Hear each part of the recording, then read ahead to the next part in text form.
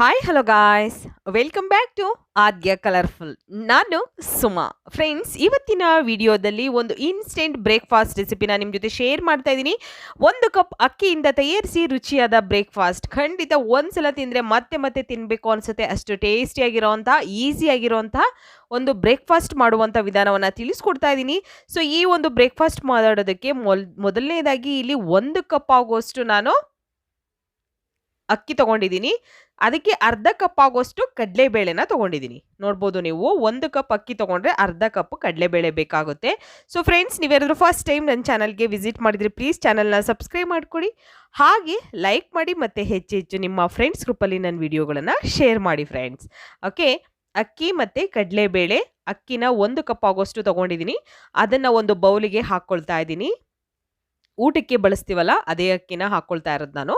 ಹಾಗೆ ಇದಕ್ಕೆ ಅರ್ಧ ಕಪ್ ಆಗೋಷ್ಟು ಕಡಲೆಬೇಳೆನ ಹಾಕ್ಕೊಳ್ತಾ ಇದ್ದೀನಿ. ಕಡಲೆಬೇಳೆ ಅರ್ಧ ಕಪ್ ಆಗೋಷ್ಟು ತೊಗೊಂಡಿದ್ದೀನಿ. ಸೊ ಎರಡನ್ನೂ ಕೂಡ ಸ್ವಲ್ಪ ನೀರು ಹಾಕಿ ನಾವು ಚೆನ್ನಾಗಿ ವಾಶ್ ಮಾಡ್ಕೊಳ್ಳೋಣ. 1-2 ಸಲ ನೀಟಾಗಿ ನಾನು ವಾಶ್ ಮಾಡ್ಕೊಳ್ತೀನಿ. ಸ್ವಲ್ಪ ಪೌಡರ್ ಅಂಶ ಇರುತ್ತಲ್ವಾ, ಸೊ ಹಾಗಾಗಿ 1-2 ಸಲ ಚೆನ್ನಾಗಿ ಇದನ್ನು ವಾಶ್ ಮಾಡ್ಕೋಬೇಕು. ತುಂಬಾ ಈಸಿಯಾಗಿ ಮಾಡುವಂಥ ಒಂದು ಬ್ರೇಕ್ಫಾಸ್ಟ್.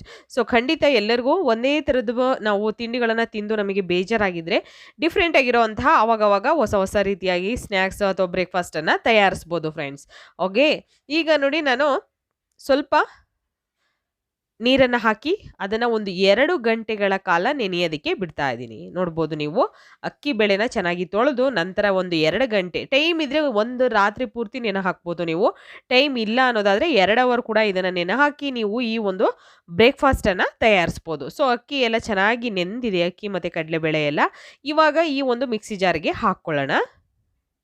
ನೋಡಿ, ನಾನು ಜಾರ್ಗೆ ಹಾಕ್ಕೊಳ್ತಾ ಇದ್ದೀನಿ. ಚೆನ್ನಾಗಿ ನೆಂದಷ್ಟು ನಮಗೆ ಈ ಒಂದು ರೆಸಿಪಿ ತುಂಬಾ ಚೆನ್ನಾಗಿ ಬರುತ್ತೆ. ಖಂಡಿತ ಜಾಸ್ತಿ ಟೈಮ್ ಇದ್ದರೆ ನೆನೆ ಹಾಕಿ ಒಂದು ದಿನ ಎಲ್ಲ ನೀವು ನೈಟು ರಾತ್ರಿ ನೆನೆ ಹಾಕಿದರೆ ಬೆಳಿಗ್ಗೆ ನೀವು ಈ ಬ್ರೇಕ್ಫಾಸ್ಟ್ ಮಾಡ್ಕೋಬೋದು. ಟೈಮ್ ಇಲ್ಲ ಅನ್ನೋದಾದರೆ ಒಂದು 2 ಅವರ್ ನೆನೆ ಹಾಕಿದ್ರೂ ಸಾಕು, ತುಂಬಾ ಚೆನ್ನಾಗಿ ಬರುತ್ತೆ. ನಂತರ ಸ್ವಲ್ಪ ಶುಂಠಿನ ಕಟ್ ಮಾಡಿ ಹಾಕ್ಕೊಂಡಿದ್ದೀನಿ, ಸಣ್ಣದಾಗಿ ಕಟ್ ಮಾಡಿ ಹಾಕ್ಕೊಳ್ಳೋಣ. ಹಾಗೆ ಇಲ್ಲಿ ಹಸಿರು ಮೆಣಸಿನ್ಕಾಯಿ ಹಾಕ್ಕೊಳ್ತಾ ಇದ್ದೀನಿ ನಾನು 1-2.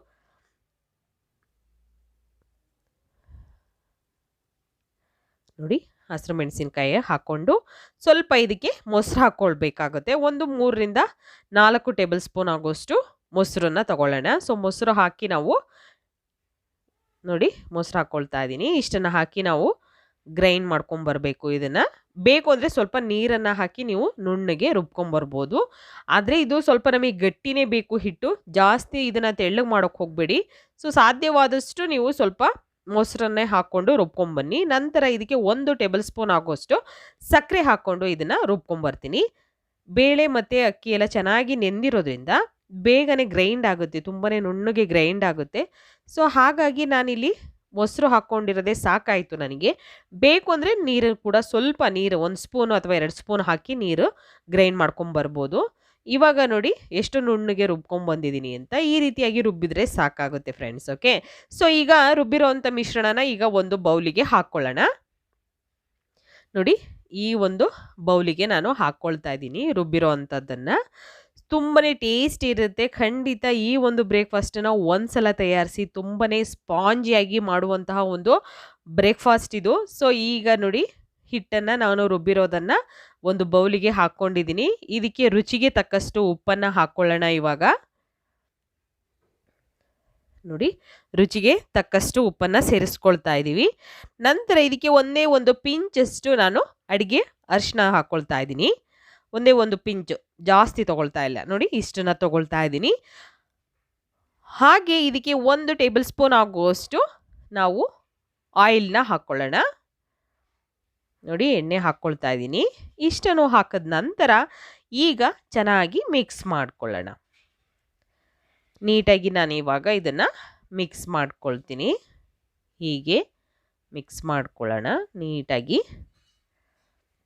ತುಂಬಾ ಟೇಸ್ಟಿ ಇರೋವಂಥ ಕೇವಲ 1 ಕಪ್ ಅಕ್ಕಿಯಿಂದ ನಾವು ರುಚಿಯಾದ ಒಂದು ಬ್ರೇಕ್ಫಾಸ್ಟನ್ನು ಖಂಡಿತ ತಯಾರಿಸ್ಬೋದು. ಸೊ ಒಂದೇ ಥರ ಬ್ರೇಕ್ಫಾಸ್ಟನ್ನು ಮಾಡಿ ನಿಮಗೂ ಕೂಡ ಬೋರ್ ಆಗಿರುತ್ತೆ. ಈ ರೀತಿಯಾಗಿ ಡಿಫ್ರೆಂಟ್ ಆಗಿರೋವಂತಹ ಬ್ರೇಕ್ಫಾಸ್ಟು ತಯಾರಿಸಿ ನೋಡಿ, ನಿಮಗೂ ಕೂಡ ಇಷ್ಟ ಆಗುತ್ತೆ, ಮನೆಯವ್ರಿಗೂ ಕೂಡ ಇಷ್ಟ ಆಗುತ್ತೆ. ಸೊ ಈಗ ಚೆನ್ನಾಗಿ ಮಿಕ್ಸ್ ಮಾಡ್ಕೊಂಡಿದ್ದೀನಿ, ನೋಡ್ಬೋದು ನೀವು. ಈ ರೀತಿಯಾಗಿ ನಾವು ಮಿಕ್ಸ್ ಮಾಡ್ಕೊಳ್ಳೋಣ. ನೋಡಿ, ಅದಕ್ಕೆ ರುಬ್ಬಬೇಕಾದ್ರೆ ನಾವು ಜಾಸ್ತಿ ನೀರನ್ನು ಹಾಕ್ಕೊಳ್ಬಾರ್ದು. ಹಿಟ್ಟು ತೆಳ್ಳಗಾದರೆ ಕಷ್ಟ ಆಗುತ್ತೆ. ಸೊ ಹಾಗಾಗಿ ನೋಡಿ ಈಗ ಕರೆಕ್ಟಾಗಿದೆ. ಸೊ ಈಗ ಇದಕ್ಕೆ ನಾವು ಈನೋ ಪೌಡರ್ನ ಹಾಕ್ಕೊಳ್ತಾ ಇದ್ದೀವಿ. ಸೊ ನೀವು ಬೇಕು ಅಂತಂದರೆ ಬೇಕಿಂಗ್ ಪೌಡರ್ ಕೂಡ ಹಾಕ್ಕೊಳ್ಬೋದು ಅಥವಾ ಬೇಕಿಂಗ್ ಸೋಡಾ ಕೂಡ ಹಾಕ್ಕೊಳ್ಬೋದು ಈ ಒಂದು ಬ್ರೇಕ್ಫಾಸ್ಟಿಗೆ. ಸೊ ನಾನಿಲ್ಲಿ ಈನೋನ ಹಾಕ್ಕೊಳ್ತಾ ಇದ್ದೀನಿ. ಒಂದು ಅರ್ಧ ಸ್ಪೂನ್ ಆಗುವಷ್ಟು ಈನೋ ಪೌಡರ್ನ ಹಾಕ್ಕೊಳ್ಳೋಣ. ನೋಡಿ ಸ್ವಲ್ಪ ಈಗ ಇದ್ರ ಮೇಲೆ ನೀರನ್ನು ಹಾಕ್ಕೊಳ್ಳೋಣ. ಇವಾಗ ನೀರು ಹಾಕಿದ ನಂತರ ಈಗ ಚೆನ್ನಾಗಿ ಇದನ್ನು ಮಿಕ್ಸ್ ಮಾಡ್ಕೊಳ್ಳೋಣ. ಈಗ ಹಿಟ್ಟು ಎಷ್ಟು ಚೆನ್ನಾಗಿ ಉಬ್ಬಿ ಬಂದಿರುತ್ತೆ ಅಂತ ನಿಮಗೆ ಗೊತ್ತಾಗುತ್ತೆ. ಈ ರೀತಿಯಾಗಿ ನೀವು ನೀಟಾಗಿ ಈಗ ಮಿಕ್ಸ್ ಮಾಡ್ಕೊಳ್ಳೋಣ. ಇದನ್ನು ಈ ರೀತಿಯಾಗಿ ಮಿಕ್ಸ್ ಮಾಡ್ಕೊಳ್ತಾ ಇದ್ದೀನಿ ನಾನು. ಈಗ ಹಿಟ್ಟು ಕರೆಕ್ಟಾಗಿದೆ ನಮಗೆ.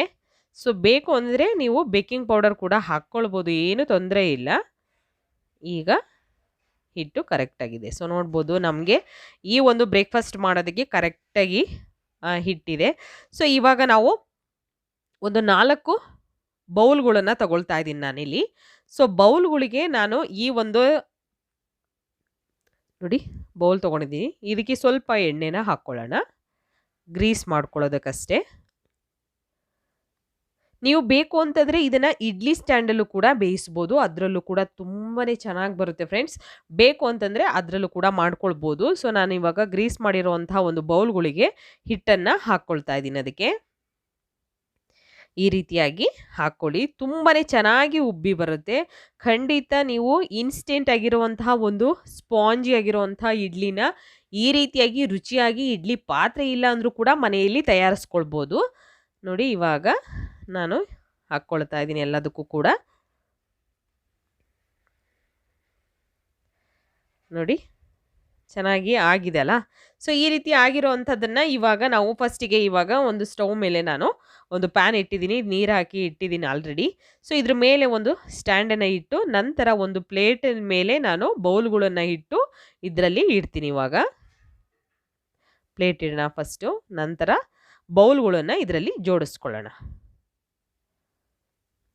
ಈ ರೀತಿಯಾಗಿ ನಾನು ಬೌಲ್ಗಳನ್ನು ಇಟ್ಕೊಳ್ತಾ ಇದ್ದೀನಿ.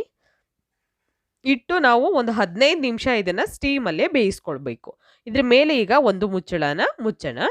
ಸೊ ಈ ರೀತಿಯಾಗಿ ಕೂಡ ಮಾಡ್ಕೋಬೋದು. ಅಥವಾ ನೀವು ಇಡ್ಲಿ ಪಾತ್ರೆ ಇದ್ದರೆ ಇಡ್ಲಿ ಪಾತ್ರೆಯಲ್ಲಿ ಇಡ್ಲಿ ಸ್ಟ್ಯಾಂಡಿಗೆ ನೀವು ಈ ಥರ ಸರಿನ ಹಾಕಿ ಬೇಯಿಸ್ಕೊಳ್ಬೋದು. ಅದು ಕೂಡ ತುಂಬಾ ಚೆನ್ನಾಗಿರುತ್ತೆ. ಖಂಡಿತ ಬೌಲಲ್ಲಿ ಮಾಡುವಂಥ ಇಡ್ಲಿನ ನಾವು ಇಡ್ಲಿ ಪಾತ್ರೆಯಲ್ಲೇ ಮಾಡ್ಕೊಳ್ಬೋದು. ತುಂಬಾ ಟೇಸ್ಟಿಯಾಗಿ. ನೋಡಿ 15 ನಿಮಿಷ ಆದ ನಂತರ ನಾನು ಇದನ್ನು ತೋರಿಸ್ತಾ ಇದ್ದೀನಿ ಎಷ್ಟು ಚೆನ್ನಾಗಿ ಉಬ್ಬಿ ಬಂದಿದೆ ಅಂತ. ನೋಡಿದ್ರೇ ನಿಮಗೆ ಗೊತ್ತಾಗ್ತಾ ಇದೆ. ನೀವು ಕೂಡ ಮನೆಯಲ್ಲಿ ಈ ರೀತಿಯಾಗಿ ಸ್ಪಾಂಜಿ ಆಗಿರೋವಂತಹ ಇಡ್ಲಿನ ಖಂಡಿತ ಮನೆಯಲ್ಲಿ ತಯಾರಿಸಿ. ಇನ್ಸ್ಟೆಂಟ್ ಆಗಿರುವಂತಹ ಒಂದು ಬ್ರೇಕ್ಫಾಸ್ಟ್ ತುಂಬಾ ಈಸಿಯಾಗಿ ತಯಾರಿಸ್ಬೋದು.